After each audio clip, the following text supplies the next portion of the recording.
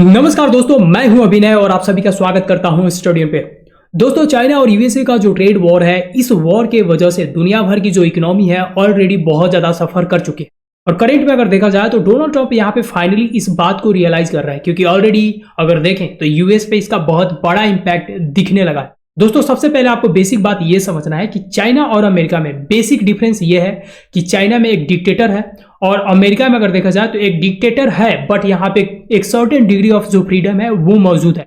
मतलब इससे भी अगर आसान भाषा में मैं आपको बताऊं तो इसका मतलब यह है कि चाइना में जो भी कंपनीज है, जो भी कंपनीज आइटम बना के, जो भी गुड्स बना के अमेरिकन मार्केट में बेचती है, वो कल चल के अगर बंद हो जाती है तो चाइना इन न्यूज को छुपा सकता है। और चाइना के भीतर जो लोग उस कंपनी में, पार्टिकुलर कंपनी में काम कर रहे थे, वो प्रोटेस्ट नहीं कर सकते कि हम क्या हो गए, बेरोजगार हो गए। लेकिन अमेरिका में ऐसा नहीं है।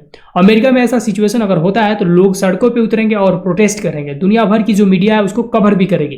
तो चाइना और यूएसए में यही बेसिक डिफरेंस है। तो एक तरीके से देखा जाए तो इस ट्रेड वॉर के वजह से जो चाइना पे हार्म होने वाला है वो हमें ज्यादा देखने को नहीं मिलेगी, because of dictator Xi Jinping. दूसरी तरफ देखा जाए तो डोनाल्ड ट्रंप डिक्टेटर है, but still it is a democratic country, तो वहां पे पीपल विल प्रोटेस्ट।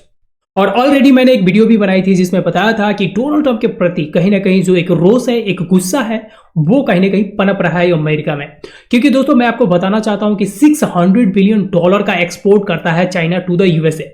और करंट में अगर देखा जाए तो ये सारा जो एक्सपोर्ट है वो कहीं ना कहीं एक तरीके से बैन हो गया है।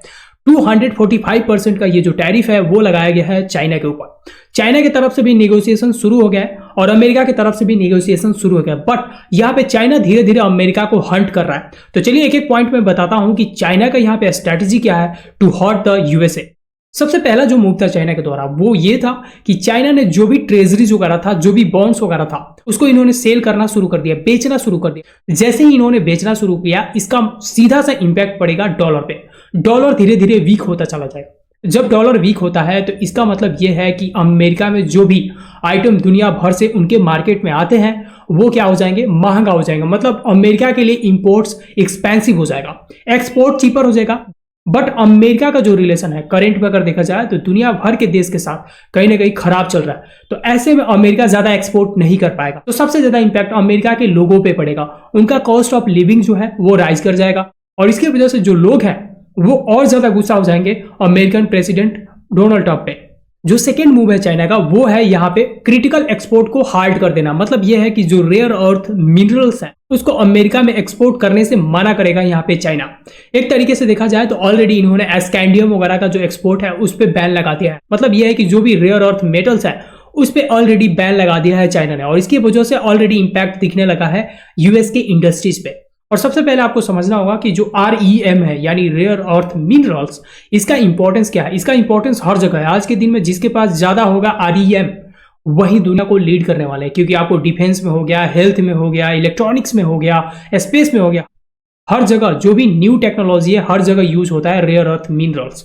जैसे कि एग्जांपल के लिए अगर F-35 को देखा जाए तो F-35 बिना रेयर अर्थ मिनरल्स का बन ही नहीं सकता। तो इससे आप अंदाजा लगा सकते हैं कि दुनिया में जिस तरीके से होड़ है कि 6th जनरेशन 7th जनरेशन का ये जो फाइटर जेट्स है, ये जो लड़ाकू विमान है उसको लेना है, तो उस देश के पास must have access to REM यानी रेयर अर्थ मिनरल्स। उसके बाद अगर थर्ड नंबर पे बात किया जाए तो आज के दिन में जो यूरोपियन नेशंस है उनको भी ये डर सताने लगा है कि अब तो अमेरिकन मार्केट चला गया है चाइना के ग्रिप से। चाइना तो छोड़ दिया अमेरिकन मार्केट को, तो अब बचा क्या, यूरोपियन नेशंस। इनके साथ डील करके क्या करेगा, जो भी चीप गुड्स है उसको फ्लड कर देगा, उसका बाढ़ ला देगा यूरोपियन नेशंस में। मतलब यह है कि चाइना जो है दुनिया भर में डंपिंग के लिए जाना जाता है। डंपिंग का मतलब यह होता है कि किसी देश में जाए अपना सामान लेके और वहां पे सस्ता में अपना सामान बेचे, ताकि वहां के जो इंडस्ट्रीज है, उसी आइटम को जो बना रहे इंडस्ट्रीज होते हैं वो खत्म हो जाते हैं, क्योंकि उस आइटम को कोई खरीदेगा नहीं, क्योंकि उसका अल्टरनेट आप सस्ता में बेच रहे हैं। तो चाइना इसमें माहिर है। उसके बाद अगर बात किया जाए तो चाइना ने क्या किया है कि जो भी यूएसए की कंपनीज है उनको डीलिस्टिंग करना शुरू कर दिया, अपने रडार पे रखना शुरू कर दिया। इनफैक्ट उनके लिए जो हॉर्डल्स है, उनके लिए जो रोड ब्लॉक्स है उसको बढ़ाना शुरू कर दिया है। तो एक तरीके से चाइना की तरफ से पूरा प्रेशर है कि यूएसए को कहीं ना कहीं क्या करना पड़ेगा, they have to take a step back. उनको कहीं ना कहीं पीछे हटने की जरूरत है। बट डोनाल्ड ट्रंप यहाँ पे डटे हुए। अब ऐसा लग रहा है रिसेंट में जो इनका स्टेटमेंट था उससे कहीं ना कहीं लग रहा है कि ये अब निगोशिएट करने के लिए कहीं ना कहीं दोनों जो कंट्रीज हैं तैयार हो गए हैं। वही अगर चाइना की बात करें तो मैं बता चुका हूं वीडियो के स्टार्टिंग में ही कि चाइना एक डिक्टेटरशिप कंट्री है। मतलब एक डिक्टेटर है जो राज करता है, कोई भी लोग वहां पे प्रोटेस्ट नहीं कर सकते, चाहे आप बेरोजगार हो जाए, चाहे आपका कंपनी खत्म हो जाए, but you don't have right to protest against Chinese government. तो एक तरीके से देखा जाए तो चाइना हर डाटा को कहीं ना कहीं यहाँ पे छिपा लेगा। इकोनॉमिक ग्रोथ का जो यहाँ पे ट्रैजेक्टरी है उसको भी यहाँ पे छिपाने में ये लोग माहिर है। तो आने वाले समय में ये देखना होगा कि क्या डोनाल्ड ट्रंप और शी जिनपिंग एक दूसरे से बातचीत करके ये जो पूरा दुनिया भर में हलचल मचा रखा है टैरिफ इस पे कुछ कदम उठाए जाते हैं या नहीं उठाए जाते हैं।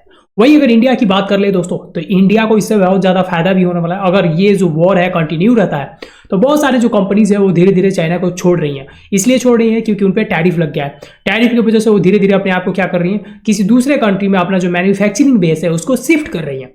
और अगर ऐसा होता है, अगर ये कंटिन्यू रहता है वॉर, तो हो सकता है कि बहुत सारे जो कंपनीज है वो इंडिया में आ जाए। बट यहाँ पे इंडिया को चूज करना आई डोंट थिंक कि उनके लिए वाइज डिसीजन होने वाला है, क्योंकि चाइना के जैसा इकोसिस्टम इंडिया में कभी भी क्रिएट नहीं हो सकता है। बाकी दोस्तों आपका क्या थॉट है कमेंट में हमें जरूर बताइए। और अगर आप इस चैनल पर नए हैं तो चैनल को सब्सक्राइब कीजिए, अपने दोस्तों के साथ शेयर कीजिए। तो मिलते हैं फिर नेक्स्ट वीडियो में किसी नए टॉपिक के साथ। तब तक के लिए अपना ख्याल रखिए।